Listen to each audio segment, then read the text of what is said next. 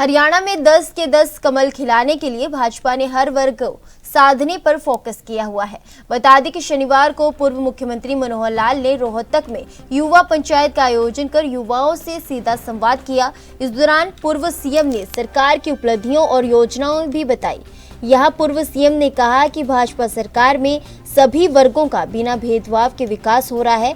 और क्या कुछ उन्होंने कहा, आइए आपको सुनाते हैं।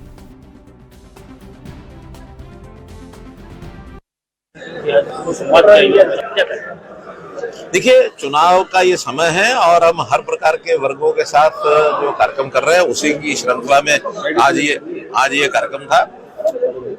लोकसभा के युवकों के साथ संवाद का कार्यक्रम था और जो हमने किया है समाज के लोगों के लिए, किसानों के लिए, युवाओं के लिए, वो सारी बातें रखी हैं और सबने उसको स्वीकारा भी है कि हाँ, ये सब काम हुए हैं।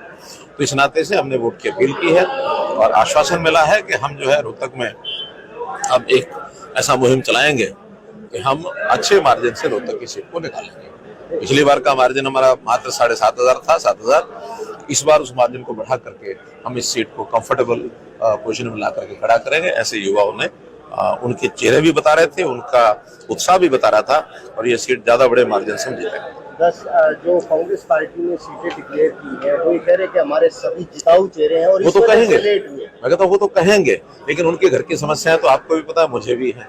जिस प्रकार से आपस में उनकी भिड़ंत, आपस में एक दूसरे के खिलाफ बोलने का काम, और बापू बेटा जिस प्रकार से घबराए कि भी पिछली बार हम दोनों खड़े हो गए, दोनों हार गए थे, इसलिए इसका मतलब तो ये है कि बापू और बेटा एक दूसरे को जिताने के लिए बने हैं। उनकी पार्टी का तो मामला खत्म ही हो लिया।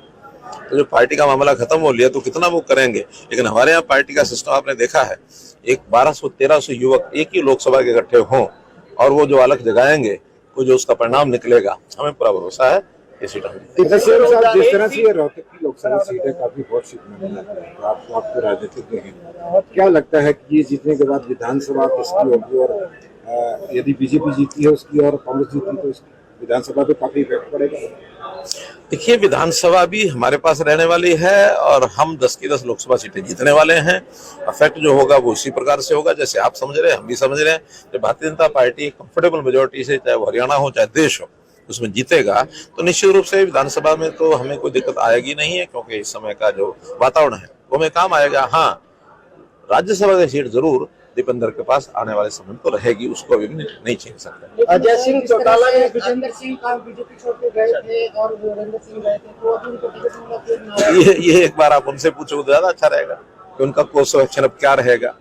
हालांकि हमने तो उस समय उनको भी कहा था कि ये विषय जो निर्णय आप कर रहे हो अच्छा नहीं है। उन्होंने कहा मैं नहीं, मेरा बेटा जो है वो लगा हुआ है, उसी ने निर्णय करना है, उसी के ऊपर छोड़ा हुआ है। आज बेटे का मन में क्या है, उनके मन में क्या है, उनसे आप पूछेंगे तो ज्यादा अच्छा लगेगा। अच्छा, राजनीतिक चौटाला ने एक बयान दिया, आपने जांच की बात कही थी, तो वो ये कह रहे हैं कि अगर हमारी जांच होगी तो खट्टर साहब के ऊपर ही सवाल उठेंगे। प्रश्न ये है कि ये विषय उन्होंने उठाया, उन्हीं के छोटे साहबजादे ने ये उठाया कि ऐसा हुआ वैसा हुआ। हमने कहा कोई शिकायत आएगी तो फिर जांच कराएंगे।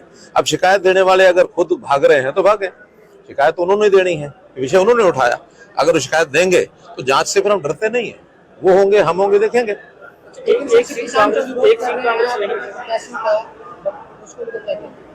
देखिए, किसानों का विरोध नहीं है, किसानों में कुछ जिसको कहना चाहिए ना, इस प्रकार के सो कॉल्ड उनके लीडर जो आंदोलन में अपने आप को माहिर मानते हैं, लेकिन वो आंदोलन भी उनके किसी काम आ नहीं रहा है।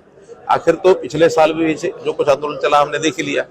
पंजाब के लोगों का एक बाहुल्य यहाँ उस समय भी था, चाहे वो टिकरी बॉर्डर था या फिर ये जो कौन सा सिंघू बॉर्डर था, तो वहाँ पंजाब के किसानों का बहुत बड़ा था। आज भी अब वो हरियाणा में प्रवेश करने की बात कर रहे थे पंजाब के साथ, हमने उसको रोका।